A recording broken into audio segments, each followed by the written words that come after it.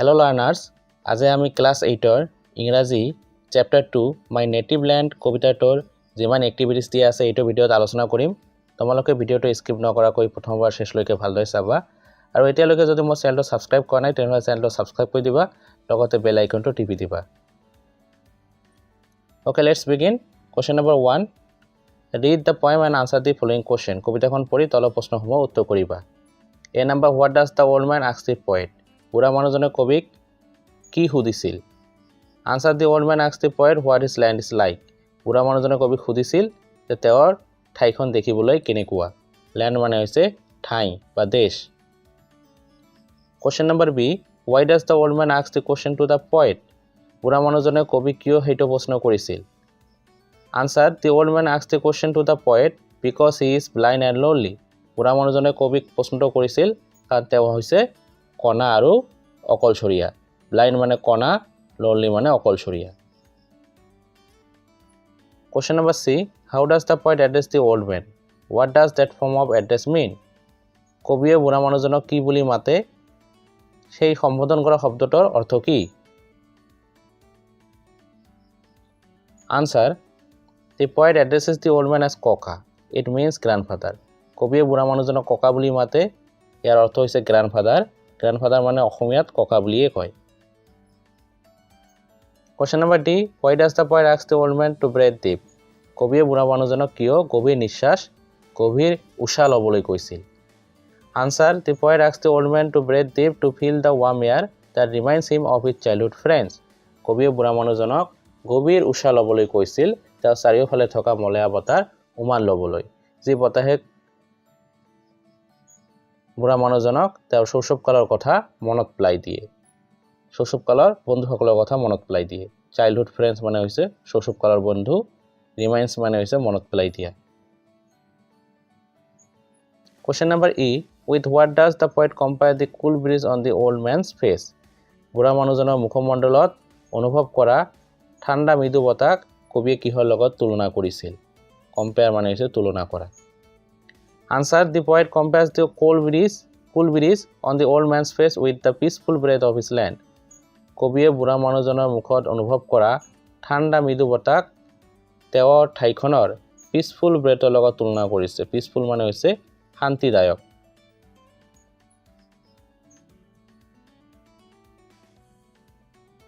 Question number F. With what does the poet compare the contented gargling of the little baby? সৰু কেঁচুৱাটোৰ শান্তিদায়ক গাগলিং সাউণ্ডক কবিয়ে কিহৰ লগত তুলনা কৰিছিল? গাগলিং হৈছে সৰু ল'ৰা ছোৱালীয়ে কৰা, কেঁচুৱা ল'ৰা ছোৱালীয়ে কৰা এক ধৰণৰ সাউণ্ড।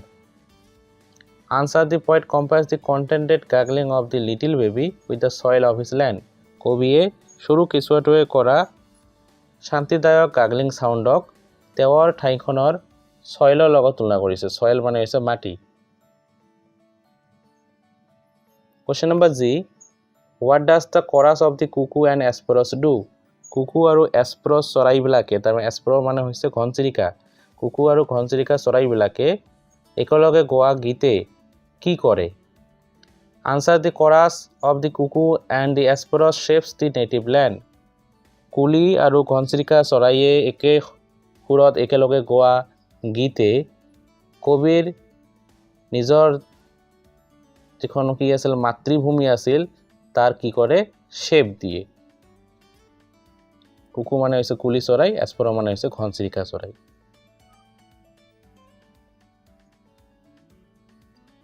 Question number H.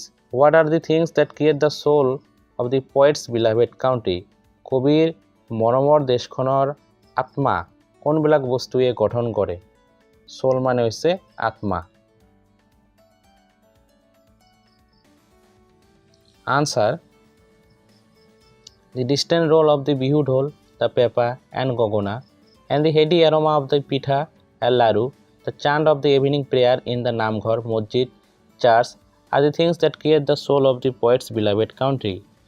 দূৰত বজা বিহু ঢোলৰ শব্দ, পেপা শব্দ, গগনা শব্দ, পিঠা আৰু লাৰুৰ মূৰত লগা সুগন্ধ, সন্ধিয়া নামঘৰ, মছজিদ, চাৰ্চ ইত্যাদিত গোৱা প্ৰাৰ্থনাৰ গীত ইত্যাদি কি কৰে?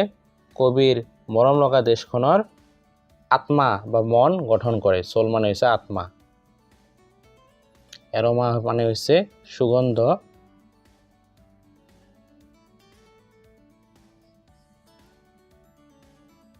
তো এতিয়া 1 নম্বৰ কোশ্চেন হৈ গল question number 2 A brief summary of each of the stanzas of the poem has been given below কবিতাখনৰ স্তবক সমূহৰ এটা চমু সামাৰি দিয়া হৈছে তলত match the stanzas with the given summaries তলত দিয়া সামাৰি বিলাকৰ লগত কবিৰ স্তবক বিলাক stanza বিলাক কি কৰিব লাগিব মিলাব লাগিব mention the stanza number alongside the correct summary সঠিক সামাৰিৰ কাষত কি লিখিব লাগিব stanza number তাৰ মানে স্তবকটোৰ নাম্বাৰ উল্লেখ কৰিব লাগিব A number my native land makes me feel as safe and secure as a baby carried on a mother's back এইটো হৈছে কবিতাখনৰ stanza 4 কি এটা summary B number the spirit of my native land can be understood in terms of its unity in diversity like different family member who have similarities and differences এইটো হৈছে কবিতাখনৰ stanza 6 ৰ summary C number the lonely blind old man in the street asked me to describe our native land এইটো হৈছে কবিতাখনৰ stanza 1 ৰ এটা summary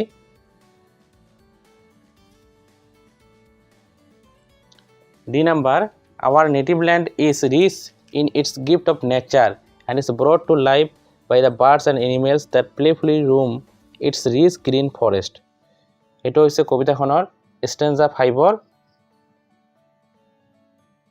এটা summary E number the task of our native land is as peaceful as the coil fresh blowing after a night of thunder and rain এইটো হৈছে কবিতাখনৰ stanza 3 ৰ এটা সামাৰি তোমালোকে মনত ৰাখিবা বেছি ইম্পৰ্টেন্ট নহয়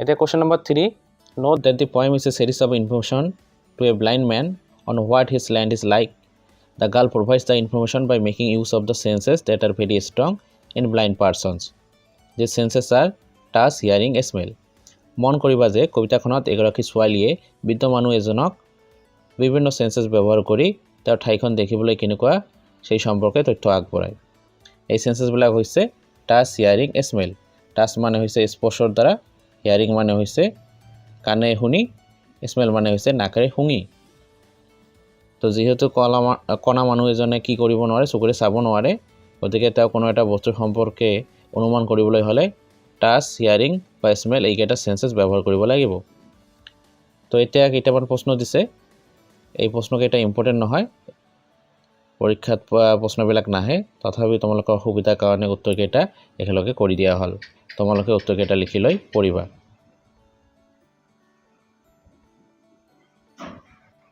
এতিয়া question number 4 here are some words from the poem match the words in column A with their meanings in column B কবিতাৰ পৰা ইয়াত কেইটামান শব্দ দিয়া হৈছে কলম A থকা শব্দকেইটা ইয়াতৰ মিনিং কলম B দিয়া আছে তাৰ লগত কি কৰিব লাগিব ম্যাচ কৰিব লাগিব মিলাব লাগিব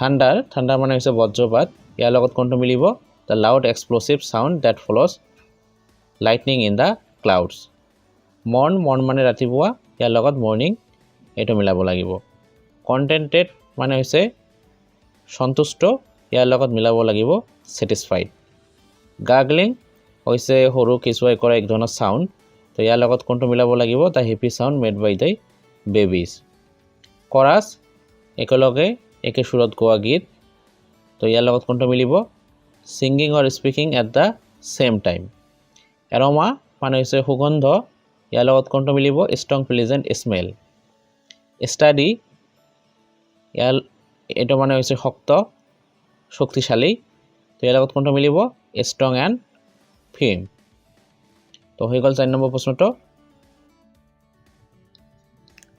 question number 5a practice pronouncing the following pairs of words then recite the poem with correct pronunciation তলত কিছুমান শব্দ দিয়া হৈছে এইবিলাকৰ শুদ্ধ উচ্চাৰণ কৰিবলৈ তোমালোকে চেষ্টা কৰিবা যেনে 1 নম্বৰ কি আছে study তাৰপিছত 2 নম্বৰ ব্ৰেড ব্ৰীড 3 নম্বৰ ৱাৰ্ম ৱৰ্ম 4 নম্বৰ ৰেইন ৰেন 5 নম্বৰ দেন দেন 6 নম্বৰ চাৰ্জ চাৰ্জ 7 নম্বৰ দ্বীপ দ্বীপ 8 নম্বৰ ল্যান্ড ল্যান্ড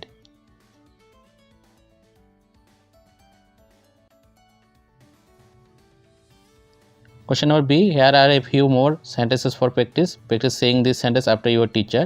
ইয়াত কিছুমান সেন্টেন্স দিয়া হৈছে এই বাক্যবিলাক কেনেকৈ উচ্চাৰণ কৰিব লাগে শিক্ষকে কৈ দিব তোমালোকে শিক্ষকৰ পিছে পিছে বাক্যবিলাক উচ্চাৰণ কৰিবলৈ চেষ্টা কৰিবা Question number 6. In the poem you will find the poet referring to 3 musical instruments that are used in the Husori programs of Bihu.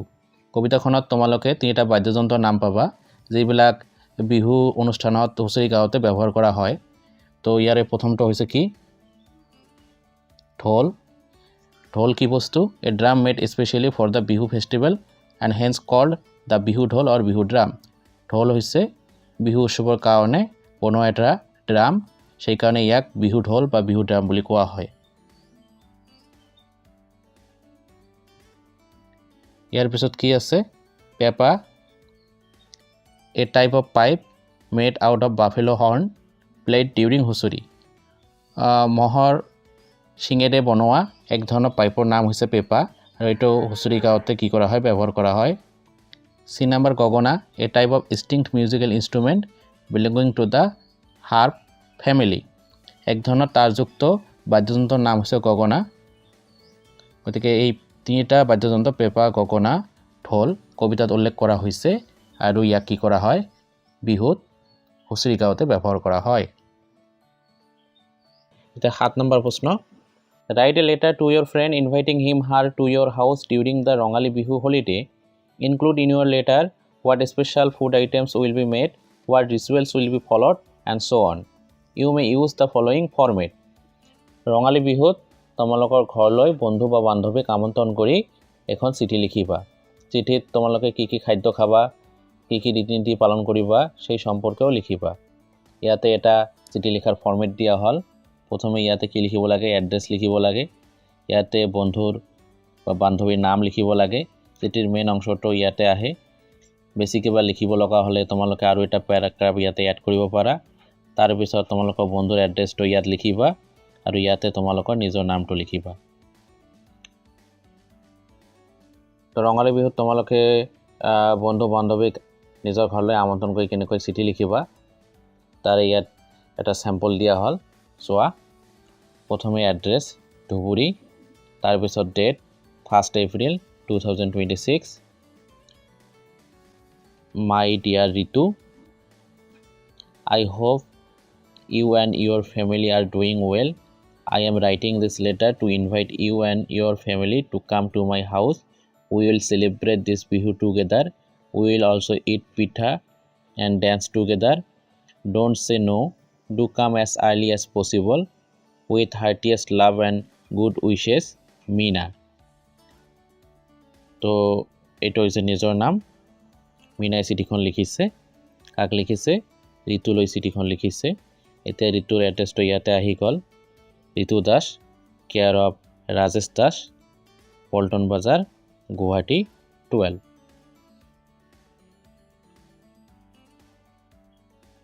Question number 8 এটো ইম্পৰ্টেন্ট না হয় পৰীক্ষাত নাহে সেই কাৰণে স্কিপ কৰিলো Question number 9 ইয়াত কিছুমান জন্তুৰ নাম আৰু ছবি দিয়া হৈছে সিহঁতৰ মাতক ইংৰাজীত কি বুলি কয় এটো লিখিব দিছে তো প্ৰথমে কাৰ ছবি দিয়া আছে কাৰ নাম দিয়া আছে কাউ তো কাউ ইয়াৰ মাতক ইংৰাজীত কি বুলি কয়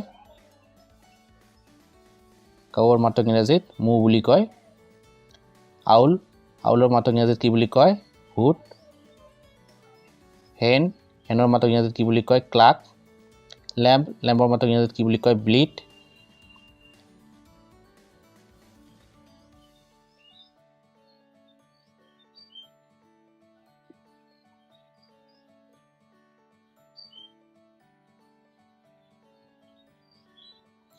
তাৰ পিছত কি দিয়া আছে প্যাৰট পেৰটৰ মাতক ইংৰাজীত কি বুলি কয় স্ক্ৰিচ তাৰপিছত আছে পিজিয়ন ইয়াৰ মাতক ইংৰাজীত কি বুলি কয় কু ক্ৰ মাতক ইংৰাজীত কি বুলি কয় কা স্নেক ইয়াৰ মাতক ইংৰাজীত কি বুলি কয় হিছ তো এটা অলপ ইম্পৰ্টেন্ট হয় তোমালোকে মনত ৰাখিবা Question number 10 let's learn some grammar বলা আমি কিছু গ্রামার শিখো read this sentence the old man said to me tell me what my land is like note that tell me what my land is like is an imperative sentence tell me what my land is like এটা হইছে এটা কি imperative sentence imperative sentences express orders request instruction etc imperative sentence কি করে আদেশ অনুরোধ পরামর্শ নির্দেশ ইত্যাদি বোঝায় when we change imperative sentence to indirect narration we use to যেতিয়া আমি imperative sentenceৰ direct narration indirect narration লৈ পৰিৱৰ্তন কৰো তেতিয়া আমি কমা ঊৰ্ধ্বকমাৰ পৰিৱৰ্তে that ব্যৱহাৰ নকৰি কি কৰো to কৰো তোমালোকে narration কৰোতে এইবিলাক ভালকে পাবা তো ইয়াতে কিছুমান কি দিয়া হৈছে এক্সাম্পল দিয়া হৈছে যেনে এক number the teacher said to me show me your homework এটো যেতিয়া আমি ইনডাইরেক্ট নেশন কৰিম কি হ'ব the teacher asked me to show her my homework ইয়াতে কমা ঊৰ্ধ্বকমাৰ পৰিৱৰ্তে কি হৈছে to বহিছে অ্যাজাইটিভ সেন্টেন্স হলে এটো to নবহি that বহিলেতে B number the teacher said to us don't make a noise এটো যেতিয়া আমি ইনডাইরেক্ট নেশন কৰিম কি হ'ব the teacher told us not to make a noise কমা ঊৰ্ধ্বকমাৰ পৰিৱৰ্তে ইয়াতো to বহিছে সি number I said to the boy please come tomorrow যেতিয়া এটো ইনডাইরেক্ট কৰিম কি হ'ব I requested the boy to come the next day তো এনেকৈ কি কৰা হয় ইম্পেৰেটিভ সেন্টেন্সক ডাইৰেক্টৰ পৰা ইনডাইৰেক্ট নেৰেশন লৈ পৰিৱৰ্তন কৰা হয়